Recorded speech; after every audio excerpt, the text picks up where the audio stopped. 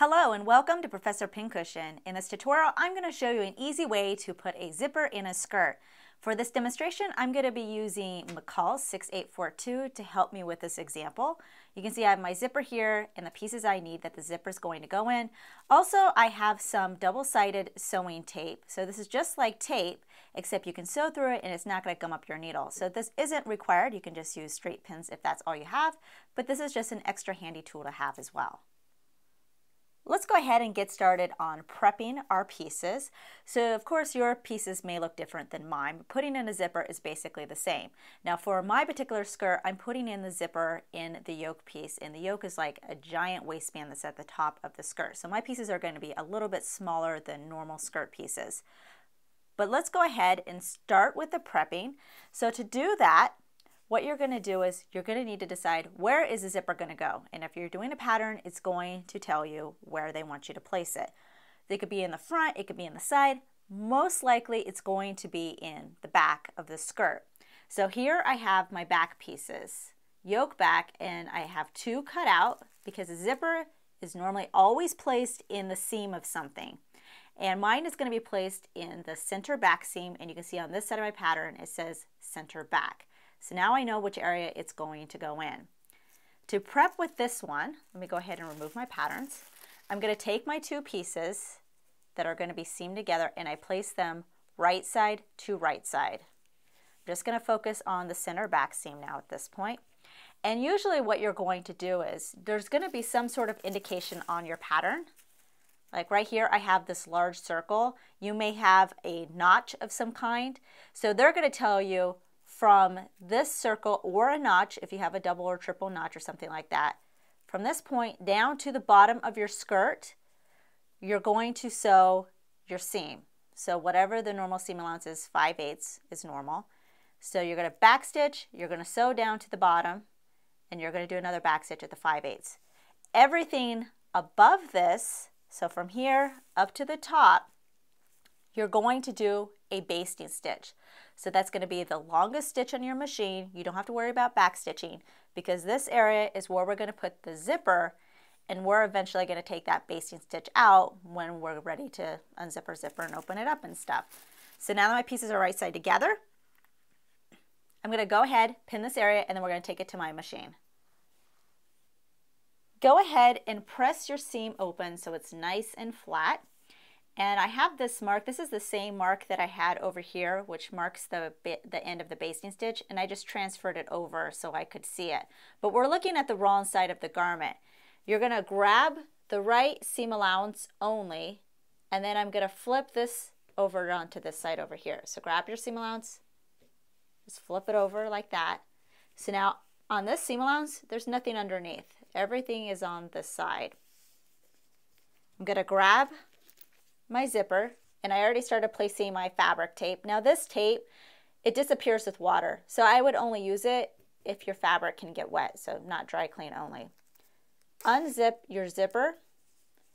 It's right side up, but I'm going to go ahead and flip it so I'm looking at the back side of the zipper.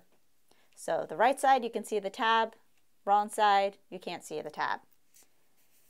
The bottom of the zipper, or the zipper stop, it needs to go right where this bottom of the basting stitch is. So either it's a notch or it's your circle or some sort of indication.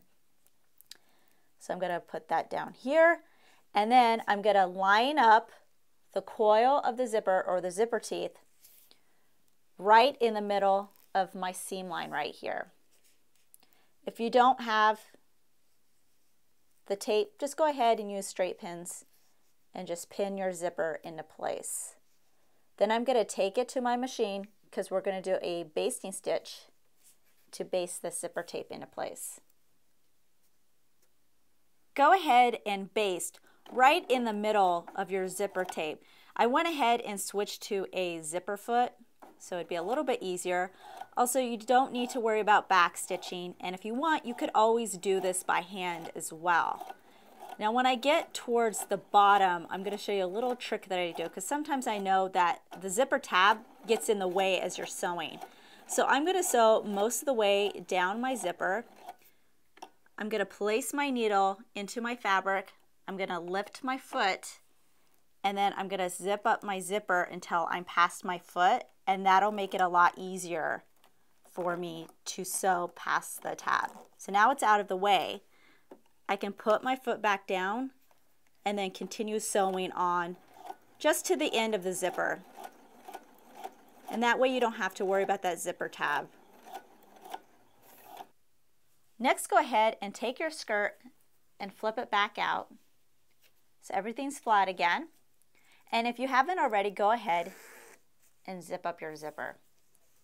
Make sure that all your basting threads are out of the way, because now what we're going to do is we're going to take it back to our machine and we're going to baste, and you want to get as close to the teeth as possible. So if you can get about 1/4 of an inch away from your zipper teeth, then that's perfect. You don't want to get too close that your threads get caught up and you get too close to the teeth, but you don't want to be way out on the edge either. So you definitely want to use your zipper foot.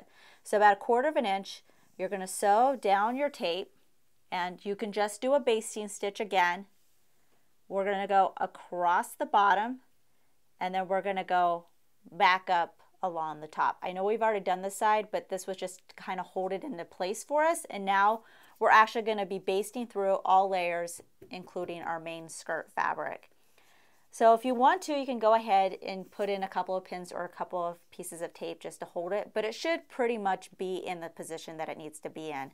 So I'm going to go ahead and take it to my machine, and I'll kind of show you how to make this corner or this turn down here really easy. When I baste this part in, I go ahead and I use a contrasting thread. It's very important that you're able to see your stitches on the right side of your garment, so you're able to see it clearly on your fabric. So I'm getting down to the bottom of my zipper. Again, it's just a regular basting stitch. I'm going to put my needle down into my fabric, lift my foot, and I'm going just to rotate it so I get a nice crisp corner. And then I'm going to sew to the other side. Again, needle down, lift the foot, and then I'm going to rotate and go up on the other side.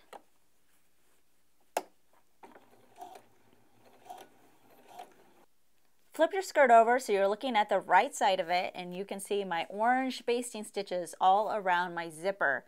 So you're going to take it back to your machine. You're going to be looking at the right side now, and you're going to be using a matching thread, and you're going to stitch using a regular stitch now. Now this is our permanent stitch. Using the basting stitch as a guideline, you're going to stitch right alongside of it. So you're going to go down, you're going to go across, and then you're going to go up the other side.